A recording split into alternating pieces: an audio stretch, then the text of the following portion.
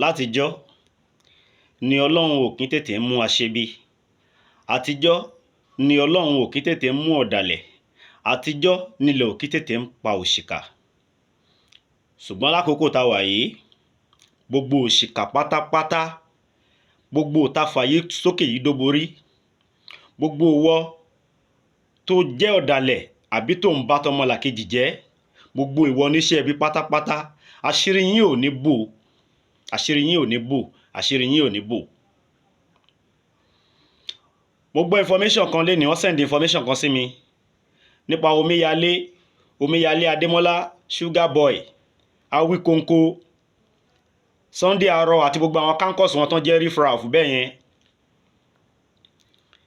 tí gbogbo wọn gba owó lọ́wọ́ àwọn politician táláwọn declare support àwọn fún Aṣíwájú Jagaban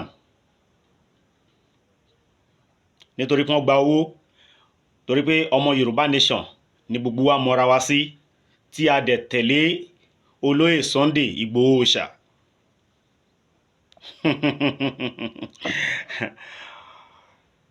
Nígbà tó ṣẹlẹ̀, mo ṣe fídíò jáde lórí gbogbo wọn àtàwọn Omiyale, ṣùgbọ́n mo sọ statement kan pé ọ̀dàlẹ̀ bálẹ̀ kú, ẹni tó bá dalẹ̀ máa bálẹ̀ lọ ni. Omiyale Adémọ́lá, Omiyale, Sugar Boy, Sunday Arọ, Awikonko àti gbogbo àwọn kọ́kọ̀sí yín tí gbogbo yín jọ kóra pọ̀, tẹ́ lé owó lọ, tẹ́ fi Yorùbá nation sílẹ̀, tẹ́ da olóyè Sunday Igboho. Ẹ̀yin ti gbàgbé pé èèyàn ní gbogbo wa, ẹ̀yin ya gẹ́gẹ́ bí èèyàn kúrò lẹ́yìn Sunday Igboho, ṣùgbọ́n Ọlọ́run ò fìgbà kan fi Sunday Igboho sílẹ̀. Tí gbogbo wa lénìí tá à ń ṣe Yorùbá nation, tí gbogbo wa tá a jẹ́ pé Sunday Igboho la tẹ̀lé, tí gbogbo wa bá sọ pé lónìí o a ṣe Yorùbá nation mọ́, ìjọba location 9 la tẹ̀lé, Ọlọ́run tó ti wà pẹ̀lú Sunday Igboho ṣá látilẹ̀, Ọlọ́run tó ránṣẹ́ ò ní kù lẹ́yìn ẹ̀.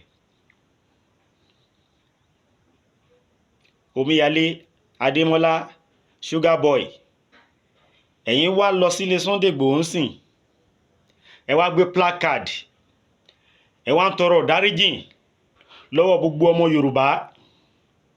Àwọn lẹ́ ń wò lórí fọ́nrán mi yìí, ẹ ń tọrọ ìdáríjìn lọ́wọ́ gbogbo ọmọ Yorùbá pé kí wọ́n dáríjìn yín, pé Awikonko òun ló tì yín ṣe nǹkan tẹ́ ẹ ṣe. Ẹ kúrò ńbẹ̀. Omiyale Adémọ́lá, ìwọ wá jẹ́ ọmọ àgbékọ́rùn roko tí Awikonko máa tì ẹ́ pé kó lọ tọwọ́ bọná, tí wọ́n náà dẹ̀ máa tọwọ́ bọná. Ẹni tá a bá kọ́ níkà tó bá ṣe, ìkà ń gbénú ẹ̀ tẹ́lẹ̀ ni, ìkà wà nínú ẹ̀ tẹ́lẹ̀ tó fẹ́ ṣe ni. Ọ̀dàlẹ̀ ni ẹ̀, kò ń ṣe pé Awikonko ló tì ẹ́ pé kó dalẹ̀ Sunday Igboho, kó dalẹ̀ Yorùbá nation, òun ló ṣe dalẹ̀. Torí pé ọ̀dàlẹ̀ fúnra, ọ̀dàlẹ̀ gangan níwọ náà tẹ́lẹ̀ ni, ìkà ń gbénú ẹ̀ náà ṣe ní kó ṣe kà tí wọ́n náà ṣe. Tí ká ò bá gbénú ẹ̀, téèyàn bá fìkà lọ ẹ pé kó ṣe, wàá ní rárá, kò ń ṣe ìpín títì ẹ. Àti Sugar Boy, Sunday Arọ, àtijọ́ lọ́lọ́run máa ń pẹ́ kó tó mú ọ̀dàlẹ̀, kó tó mú ìkà èèyàn. Ọlọ́run ò pẹ́ kó tó mú ọ̀dàlẹ̀ àbí ìkà èèyàn mọ́ ń sìn yín, kíákíá ni kálukú máa gbàdájọ́ ẹ̀. Ọmọdé yín sọ̀kò sí roko, ó ń bojú wẹ̀yìn, òòjọ́ kọ́ olúwéré ń jà. Ẹ̀yin ò mọ̀ ni pé ọjọ́ tọ́mọdé bá depo panù, ọjọ́ náà kọ́ náà ń bá wí. Mo ti sọ fún yín pé ẹnìkan ò ní bá yín wí, ẹnìkan ò ní lépa yín, ẹnìkan ò ní nà yín, ṣùgbọ́n tí ó ṣèdájọ́ fún yín ń bẹ lára yín. Mo sọ, mo níṣẹ́ ti gbàgbé ni, ẹ dẹ̀ mọ̀, ó dẹ̀ yé yín. Kí lẹ́bẹ̀ tẹ́ ń bẹ̀? Ẹ nídìí àti bẹ̀bẹ̀. Ṣèbí gbà tẹ́ wálé Sunday Igboho ń sìn, tẹ́ wá ń tọrọ ìdáríjìn lọ́wọ́ àwọn ọmọ Yorùbá, tẹ́ ń bẹ̀bẹ̀, nǹkan kan ló léyìn débẹ̀, ẹ tí ì rí nǹkan kan ò tí ì léyìn. ṣèbẹ́ débẹ̀ pẹ̀lú ẹsẹ̀ yín méjèèjì, apá yín méjèèjì, ojú yín méjèèjì, gbogbo ara yín sì pé náà. Nǹkan kan ò tí ì léyìn, ẹ tí ì rí nǹkan kan nu tẹ́ máa rí. Mo ti sọ pé tí ìdájọ́ bá dé tán, nu tẹ́ máa rí ẹ̀yin gan ò ní lè sọ fún yàn. Ẹ̀yin gan ò ní lè sọ fún yàn. Òròmẹdìyẹ yín ò mà wòdì. Òròmẹdìyẹ yín kò mà sá, ìyá ẹ̀ ló mà wòdì. Omiyale Adémọ́lá, Sugar Boy, Sunday Arọ, òròmẹdìyẹ yín Awikonko, òròmẹdìyẹ yín ò mà sá, ìyá ẹ̀ ló mà wòdì. Awikonko, ìwọ ti rò pé ó ti gòkè odò káfárá ó tó já. Ìwọ ti wò pé ó ti jẹ jíjẹ, ó ti mu múmu, ó ti wẹ wíwẹ̀. Kò sí nǹkan kan tó lè ṣe ẹ́. O mọ̀ ní pé mò ń bọ̀ Ọlọ́run lè má yá lógún ọdún. Mò ń bọ̀ Ọlọ́run ó lè má yá lógún ọdún. Sórí àti jíjẹ tó jẹ, múmu tó mu, wíwẹ̀ tó wẹ̀, tó bìíní pé agbára nǹkan kan ò lè ká ẹ, ní tó bá ṣe àṣegbé ni. Lójú tara ẹ ni wọ́n ṣe rò pé gbogbo tó bá ṣe àṣegbé ni. Ó ṣàṣegbé, àbí kódà kó ṣe mọ́dàrí kan, kódà kó ṣe àtẹ̀pa, kí gbogbo ẹ̀ wà lára ẹ. Àfi tó bá hùwà ọ̀dàlẹ̀, lẹ́san ò ní dé bá ẹ. Gbogbo ẹ̀dá tó bá ti hùwà ọ̀dàlẹ̀, kò sí gbogbo ó mọ̀ ní pé gbogbo tó rò pé o ní lára, tó ń wora ẹ bí alágbára, pé kò sí nǹkan kan tó lè takú ẹ. Ó mọ̀ pé ó ti bàjẹ́ mọ́ ẹ lára ti pẹ́. Àmì wo ló tí ì rí ni ò jẹ́ kó mọ̀ pé ó ti bàjẹ́ mọ́ ẹ lára.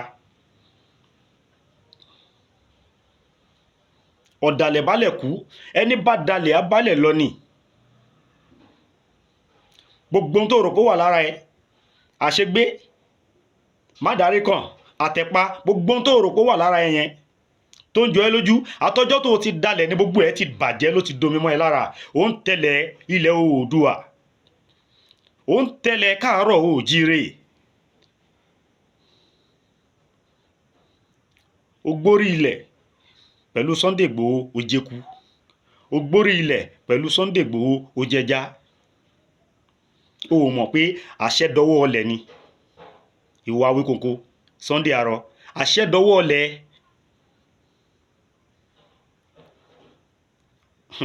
Ẹ wá rò pé ẹ wá rò pé àṣegbé ẹ ti ṣàṣegbé, ẹ ṣàṣegbé, àṣepamọ́ lẹ ṣe. N tí ó bí yín máa bí yín nígbà tákòkò bá tó. N tó máa bí yín á bí yín nígbà tákòkò bá tó.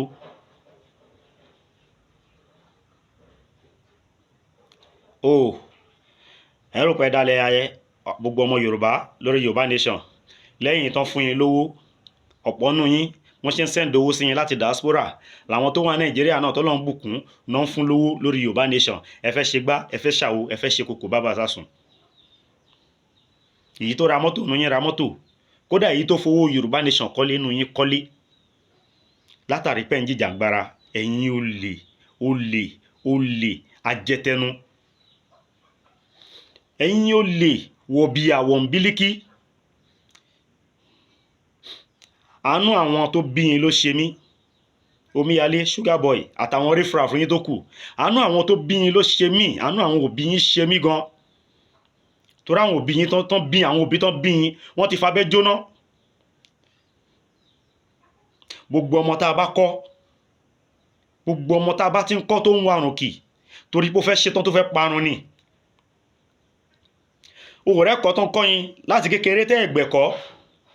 Olè ojú tó ti wà lára yín láti kékeré tó fi bá yín, tó ń bá yín dàgbà bọ̀ díẹ̀díẹ̀. Olè ojú yẹn òun náà ló sún yín dọ́dọ̀ Sunday Igboho. Olè ojú yẹn òun náà ló sún yín lọ́dọ̀ MC Olúọmọ tẹ́ fi lọ campaign fún Jagaban.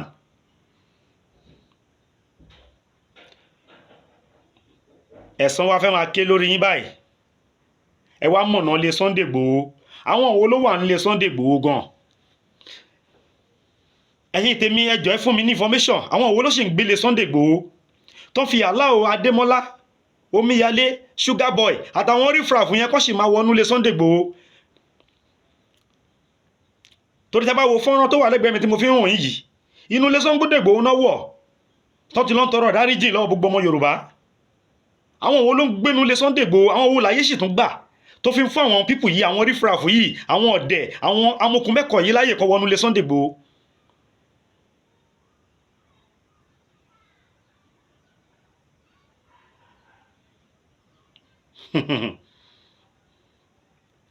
Olè níyìn, ọ̀dàlẹ̀ ní ọ̀dàlẹ̀ lọ̀dàlẹ̀ á máa jẹ́. Olè olórúkọ méjì olè náà ni, gbéwiri níyìn. Ẹ̀yin rò pé ẹ dá Sunday Igboho? Tẹ́yàn wo tí gbogbo ẹ̀dá tí gbogbo yín bá kẹ́ bá kú, gbogbo wa ká kú lẹ́yìn Sunday Igboho, Ọlọ́run tí ń bẹ lẹ́yìn Sunday Igboho. Sunday Igboho lẹ́ ń wò. Èèyàn kan more than 1 million ni. Tẹ́ bá mọ tó ń bẹ pẹ̀lú Sunday Igboho, tọ́lọ́run bá ṣí yín lójú inú tẹ́ fi ríran. Ẹ mọ̀ pé èyí táwa ń ṣe ta fi ń support tá ń tẹ̀lé Sunday Igboho yìí gẹ́gẹ́ bí ẹlẹ́ran ara ni. Ẹ̀mí tó ń bá Sunday Igboho gbé tó jẹ́ pé òǹgùn ò rí wọn, òǹgùn ò mọ̀ wọ́n lágbára ju bóǹgàn ṣe lérò lọ. Ọlọ́run ló gbé dìde, Ọlọ́run ló yàn, Ọlọ́run ló pè Sunday Igboho sí ọ̀nà Yorùbá nation yìí láti liberate Yorùbá. Àwọn ẹ̀mí tó ń bá Sunday Igboho gbé wọ́n ní agbára, wọ́n pọ̀ ju bẹ́ẹ̀ ṣe lérò lọ. Tẹ́yìn gangan mọ̀. Sunday Igboho gan ó nífura ni, ó ń gan mọ̀. Kí wá ní ti yín ẹ̀yin rífràf? Kí ni tẹ̀yin rífràf? Kí ni tẹ̀yin rífràf? Ẹ wá ń tọrọ ìdáríjìn. Alálẹ̀ Yorùbá ò ní dáríjìn yín. Alálẹ̀ káàárọ̀ òjíire ò ní dáríjìn yín. Gbogbo abiyamọ ilẹ̀ Yorùbá ò ní dáríjìn yín. Gbogbo onílẹ̀ Yorùbá ò ní dáríjìn yín. Gbogbo òòṣà Yorùbá ilẹ̀ Yorùbá ò ní dáríjìn yín. Gbogbo odò tí ń bẹ nílẹ̀ òjì Yorùbá wọn ò ní dáríjìn yín. Gbogbo òkè àpáta tó wà nílẹ̀ Yorùbá ò ní dáríjìn yín. Gbogbo igi abàmì oríṣiríṣi tó wà nílẹ̀ Yorùbá ò ní dáríjìn yín. Gbogbo ẹran inú igbó ò ní dáríjìn yín. Afẹ́fẹ́ ilẹ̀ Yorùbá ò ní dáríjìn yín. Ọ̀run tí gbogbo wa ń rí nílẹ̀ Yorùbá tó jẹ́ pé òun ló ṣààbò lórí gbogbo ilẹ̀ Yorùbá ò ní dáríjìn yín.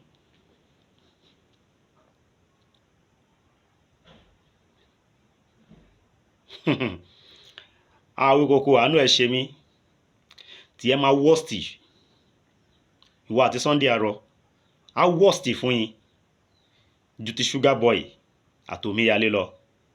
Ẹ fẹnu fẹ́ra bí abẹ̀bẹ̀ nígbà tí ìdájọ́ àwọn onílẹ̀, ìdájọ́ Ọlọ́run bá dé lórí yín.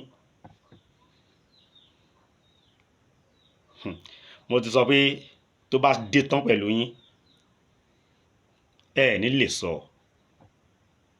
Ẹ ní lè sọ. Torí tí yín ló yẹ kí n jáde díẹ̀ láti sọ̀rọ̀ díẹ̀ yìí. Torí mi ò tí ì ṣetán láti wá ṣe program. Mo ní nǹkan rẹpẹtẹ tí mo fẹ́ ṣe lórí program. Bẹ̀mí ìfẹ́ include ọ̀rọ̀ tí ẹ̀yin rífràfù yìí mọ́ program tí mo fẹ́ ṣe. Torí ẹ̀ mo ṣe ọ̀rá ṣe níwọ̀nba ṣókí lórí ti yín yìí.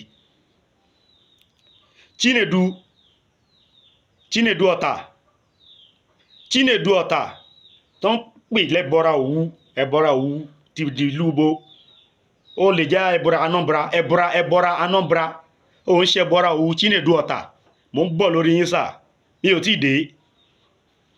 Chinedu Ọ̀tà ẹbọra Anambra kò ń ṣe ẹbọra òwú o. Àmọ́ àwọn àgbààgbà ta nílẹ̀ Yorùbá, ẹ̀yin ò sí lára àgbààgbà ilẹ̀ Yorùbá torí ẹ̀ ń ṣe ọmọ Yorùbá. Chinedu Ọ̀tà, mo ń bọ̀ lórí yín. Ọ̀rọ̀ yín lẹ́kùnrẹ́rẹ́ ni mo ń bọ̀ lórí yín. Ẹ̀yin èèyàn mi tẹ́ ń pè mí ní gbogbo ibikíbi, gbogbo ẹ̀yin ìran mi, ìran káàárọ̀ òjíire, ìran Oòduà, ìran Yorùbá àtàtà, gbogbo ẹ̀yin bàbá ìyá, gbogbo bí tẹ́ ti ń pè mí, ẹ̀yin àǹtí mi, ẹ̀yin bọ̀dá mi, mo dúpẹ́ lọ́wọ́ yín gidi. Gbogbo ẹ̀yin tẹ́ bá tún ní information tẹ́ fẹ́ fún mi, ẹ má hesitate láti máa pè mí bẹ́ẹ̀ ṣe ń pè mí, ẹ máa fún mi. Kò sí any information yín tó waste. Kò sí any information tẹ́ fún mi tó waste. Tẹ́ ẹ bá ti rí kí n ṣe program yes, ó ní reason, ó ní reason. Ẹ pe nọ́mbà mi +234 +234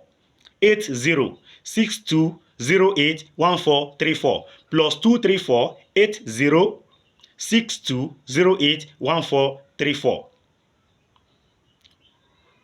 mo dúpẹ́ lọ́wọ́ brọ́dà mi kan tó sẹ́ndì nǹkan lágbára sí mi pé kí n fi get another phone, bẹ̀ẹ̀ tí gbà tí máa dé market ojú ti last year tí mo fi ra phone tí mò ń lò ni mo pè é. Gbà tí máa dé market phone ẹmọ nǹkan Nàìjíríà ó ti kọjá nǹkan tí mo lérò, ×2 of nǹkan tí mo lérò ni. So gbogbo ẹni tó bá ṣe lè assist, kò sí nǹkan tó kéré àbí kò sí nǹkan tó pọ̀ jù, tẹ́ bá lè assist. Mo ṣe ń wá owó díẹ̀ kún eléyìí tí brother mi send sí mi láti London kí n fi get phone àti mp3 tó wà òkè. So fún mi láti start live program kí gbogbo ẹ̀yin bàbá ìyá mi, ẹ̀yin ẹ̀gbọ́n àti mi kẹ́ lè máa pè wá sí, kẹ́ lè máa sọ gbogbo opinion yín àti experience yín nípa ilẹ̀ Yorùbá àti ibi tẹ́ fẹ́ kí ká wa ọkọ̀ Yorùbá ilẹ̀ Yorùbá lọ kó já sí ìbéèrè fún gbogbo wa, ká gba Yorùbá nation láṣẹ Ọlọ́run. Sunday Igboho ṣá, o ò ní kú, o ò ní tẹ́, o ò ní tí, o ò ní daṣọ àbùkù bóra. Wàá pẹ́ fún wa, a dẹ̀ máa gba Yorùbá nation lágbára Ọlọ́run. Professor Banji Akintoye, bàbá, Ọlọ́run ò ní gbẹ̀mí yín báyìí. Gbogbo ìgbà tí Yorùbá nation bá wà liberated, tá a bá gbòmìnira tán rèsì àsíá Yorùbá nation sókè, a ní dìde ìṣẹ́jú kan fún yín lágbára Ọlọ́run. Ojú yín ló máa ṣe lágbára Ọlọ́run. Ẹ ṣé gan, a dúpẹ́ lọ́wọ́ yín àti gbogbo ẹ̀yin mídíà tẹ́yin náà ń sọ̀rọ̀ tọkàntọkàn nípa Yorùbá nation. Ọlọ́run á kẹ́ gbogbo wa, ilé wa ò ní dàrú. Ẹ ṣé gan, mo ń padà bọ̀.